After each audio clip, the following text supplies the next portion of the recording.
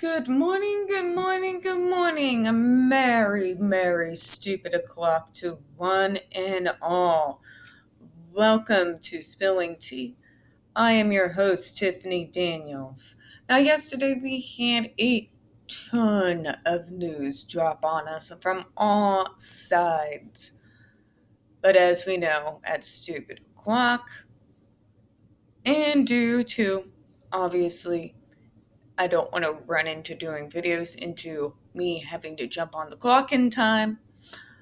We are going to have to wait for the JD and the Britney news fronts for my next weekend. But keep your eyes out for that. And also, folks, keep your eyes out for me this upcoming Monday at 4:30. Now, that being stated, we are going back to that horrific world known as the JRC and that stupid joke of a report known as the Judge Bernstein report.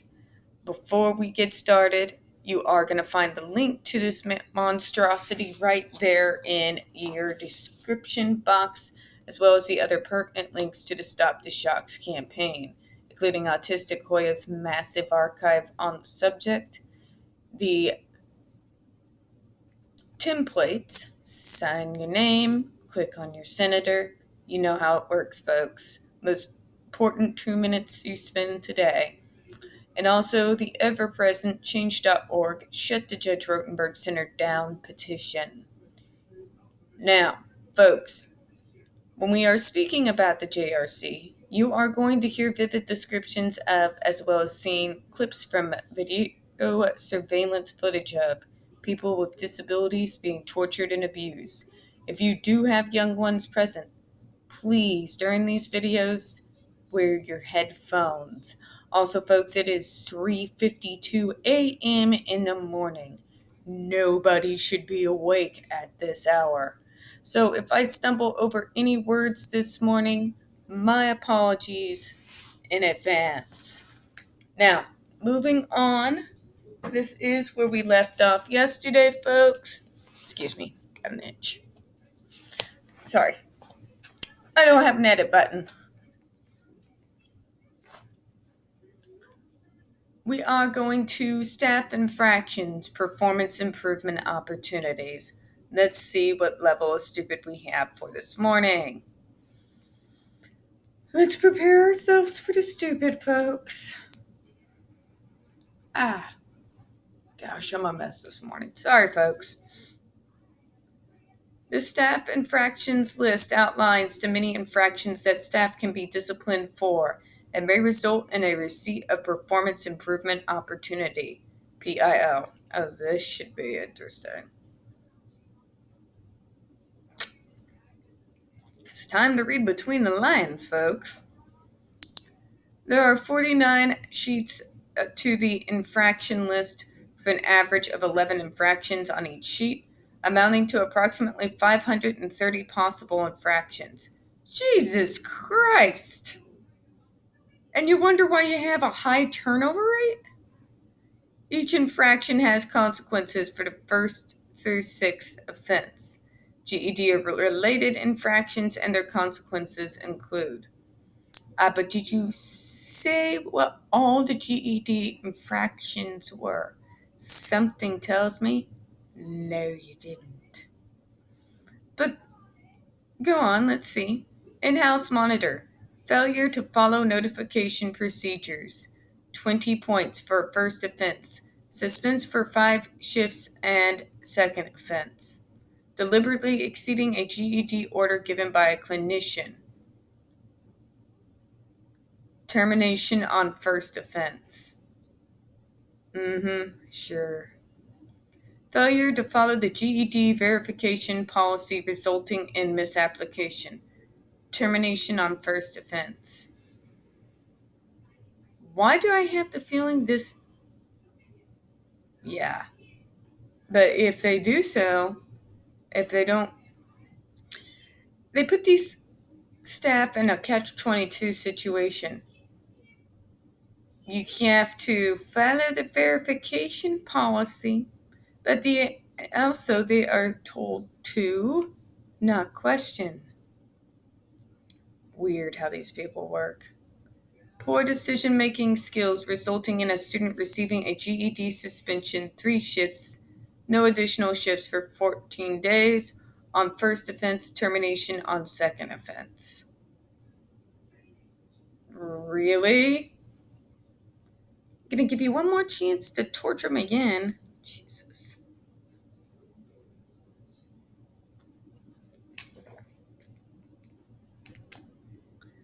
Other infractions on the list include failure to fill out GED reporting. Bleh. Other infractions include failure to fill out a GED recording sheet, a deliberately hiding off camera, chewing gum while working with students, failure to report to classroom on time, failure to notify human resources of telephone number changes, change in address, and failure to print name on the student recording sheets. There's a point system for many minor infractions, and a staff will receive an additional consequences for accumulating a certain number of points. I find this interesting. You all culminate a culture of fear, not just in your students, but in your employees. Really? You're going to count an infraction in regards to chewing gum? Really? Moving on. Some of the more common offenses involve treatment relaxed issues, staff not following a student's program, leaving students unattended, giving students unearned rewards, inappropriate comments to students, violating staff-student interaction policy, absenteeism, and code of conduct violations. Interesting. So on one hand, you're saying, but those guys weren't following GED procedures and all of that. On the other hand, what do we have here? Staff not following the student's treatment program. So you have a staff questioning a student's treatment program. You see what I mean, Judge? Nothing has actually really changed. They just told you what you wanted to hear, and you just wanted to believe it. Dear God. For low-level offenses committed during the first 6 weeks of employment, staff have the opportunity to be retrained without any disciplinary action being taken. What the hell? Let's read that again, shall we? For low-level offenses committed during the first 6 weeks of employment, staff have the opportunity to be trained without disciplinary action being taken. I wonder what these low levels are. Because, it's just chewing gum. I just wonder. While staff always has the opportunity to be trained, it is only during the first 6 weeks that staff have the guarantee that no action will be taken against them. So in 6 weeks' time, they can get away with practically murder, but you're going to give them a second chance around vulnerable people. Perfect.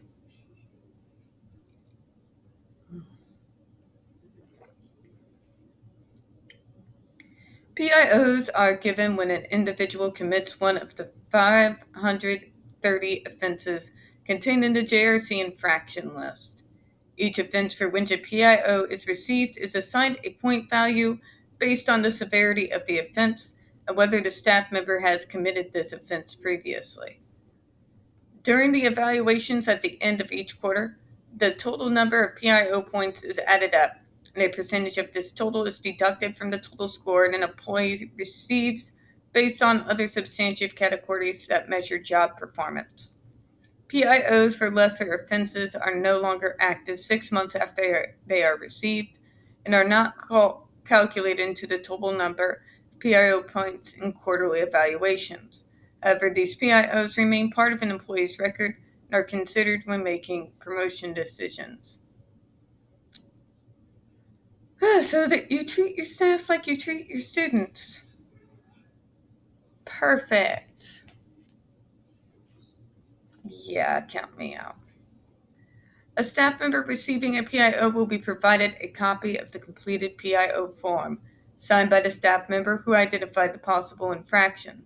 The staff member receiving the PIO will be given an opportunity to speak to the evaluations department, which will determine if further investigation is necessary or if disciplinary action is warranted.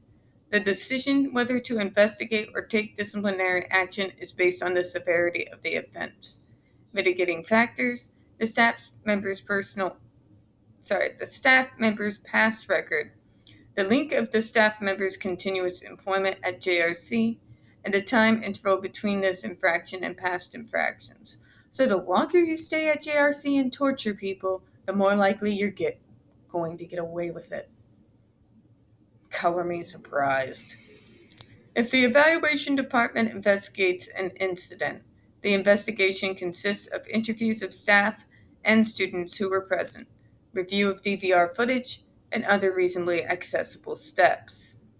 After reviewing all evaluations for the second quarter of 2011, it was noted that there were often discrepancies between number of points one individual received for an offense versus the number of points a different individual would receive from the same offense. For example, an education assistant received 20 points for their first failure to punch in and out for break, while a workshop assistant coordinator received 5 points for the same offense. A licensed practical nurse received 15 points for the same first offense. An after-school activity coordinator received 40 points for the first offense. For the love of God, why does this matter, and what does it have anything to do with the incident at hand? The point, Judge, get to it. And a driver received no points for the same first offense. JRC counters this observation with the following statement. The discrepancy in points is correct because it is based on the number of similar offenses committed prior to the disciplinary action. I find it completely juvenile that you've got your employees on a point system. What the fuck? The consequence increases in increments of 5 points for each subsequent violation. The employee goes back to 0 if there are no violations over a 6-month period. Despite this policy, the reports do not convey the basis for different point values to the reader. Jesus Christ. Any of you all work in healthcare? If you do they ever put your ass on a point system? What the hell? Some direct care staff indicated that while they understand what is contained on the list of infractions and that they are prohibited from doing, it is sometimes difficult to adhere to these rules on days where staff is rushed and overwhelmed for one reason or another. For example, cleaning of residences came up consistently in interviews with mental health assistants, who noted that when shift is short-staffed or the clients are not being cooperative in getting out of the residence in the morning, cleaning chores are often unable to be completed by staff members, who then receive poor evaluation or PIOs for failing to clean the residence subsequently. Additionally, some direct care staff members communicated a certain level of frustration with the lesser offenses contained on the infraction list and the impact these lesser offenses can have on a staff member's quarterly evaluations. All of the direct care staff interviewed agreed with the need for infractions related to treatment or client programs and felt that staff needed to be reported and evaluated for such offenses. However, some staff felt that it was sometimes easy to be reported for a low-level infraction and that the points taken off for infractions had the potential to have a huge impact on staff's overall evaluations. If you don't want to lose your job at the JRC, I worry about you. I do. Reporting staff infractions or concerns. JRC employees are encouraged to share their ideas and concerns in the employee manual. JRC provides the following methods by which staff can voice their ideas and concerns and also learn about current events and new policies at JRC. During new employee training, through informal communications between staff members and supervisors, through the problem-solving procedure 4, through the periodic employee meetings with the executive director, through the employee discussion board, through the JRC periodic newspapers, through letters JRC sends home to employees, and through the open door policy of the executive director. JRC has established the following procedure for staff to use in resolving questions or problems. Oh, Jesus Christ, Judge. I will state it again. What in the name of God does this have anything to do with the August 26, 2007 incident or preventing another case like it happening? Step 1, staff should ask for a conference room to talk over the problem with their immediate supervisors who keep written records of such conferences.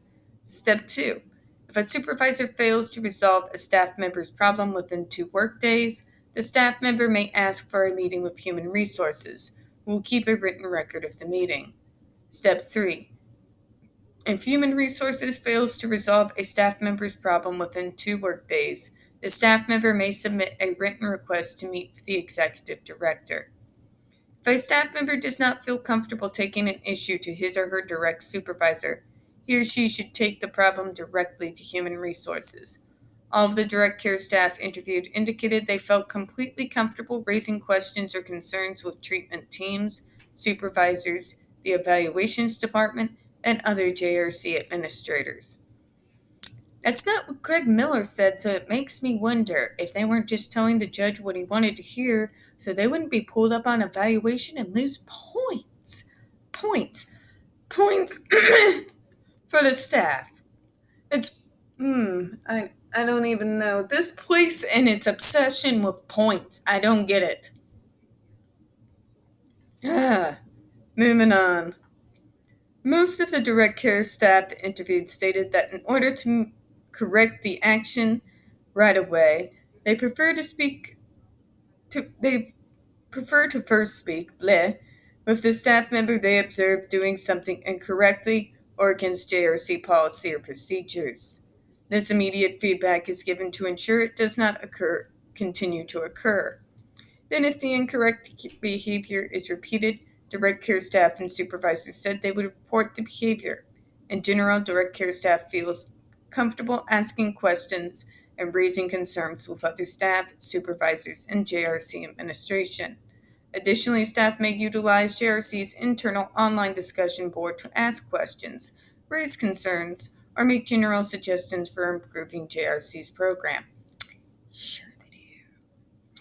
Several direct care staff indicated that this discussion board is often used by staff and is a resource that is checked multiple times a day by employees. While most staff interviewed do not believe they can post comments or questions to this discussion board anonymously, as staff must sign in prior to posting to the board, the majority direct care staff interviewed reported that they and others use the discussion board often and felt that it was an excellent method for communicating ideas and policy changes. They also reported that suggestions posted to the discussion board are taken seriously by JRC administration and often see changes implemented as a result of discussion board ideas. I wonder if they take any of their JRC students' ideas seriously. Of course not. Of course not. There are a couple of staff interviewed that admittedly did not utilize the discussion board.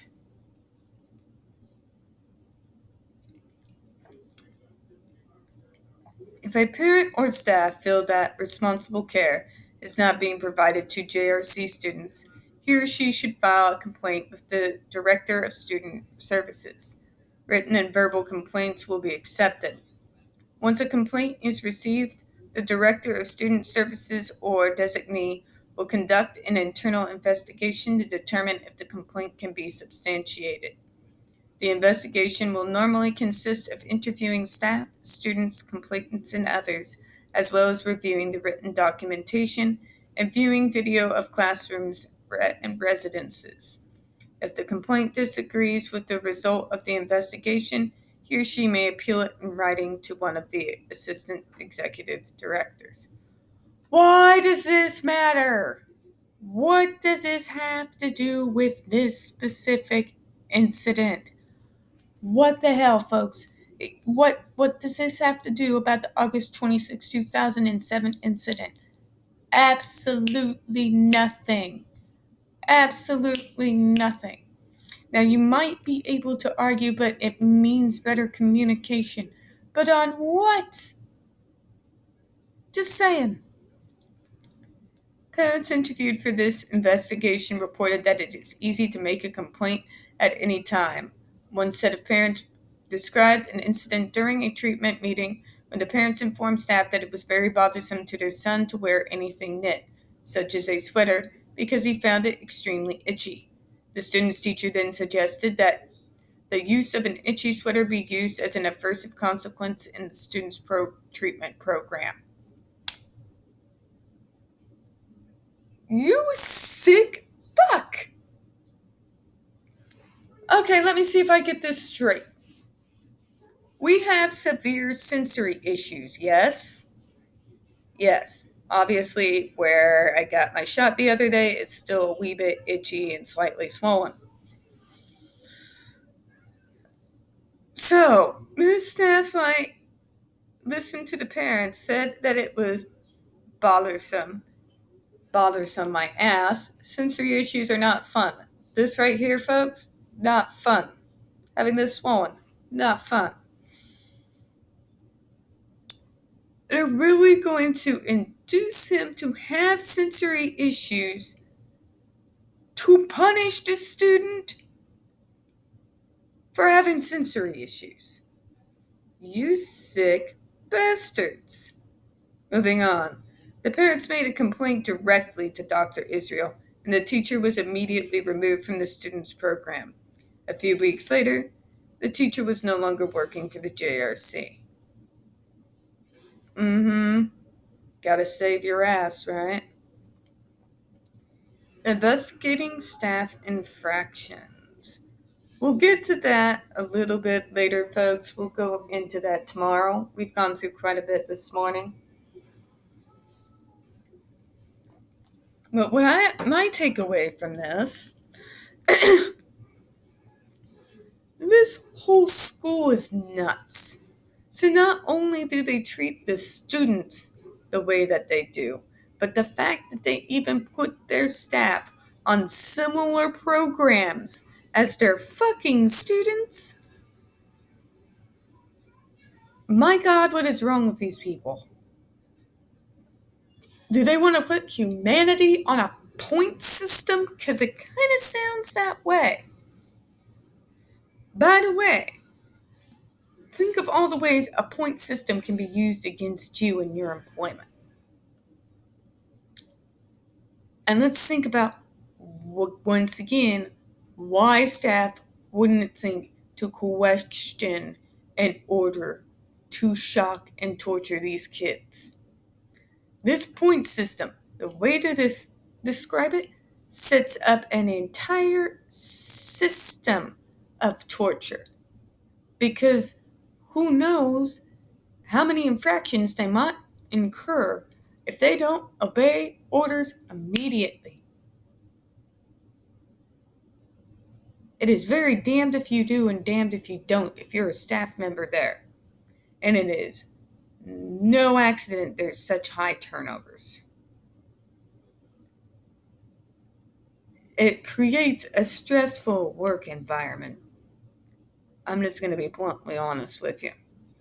And it also gets the staff member focused so much on their own panic and worry about losing their job that they don't even think about what they are doing to the students. I gotta do it or it'll take my job. You've got these people in a panic all the time. So, of course, they're not going to question orders.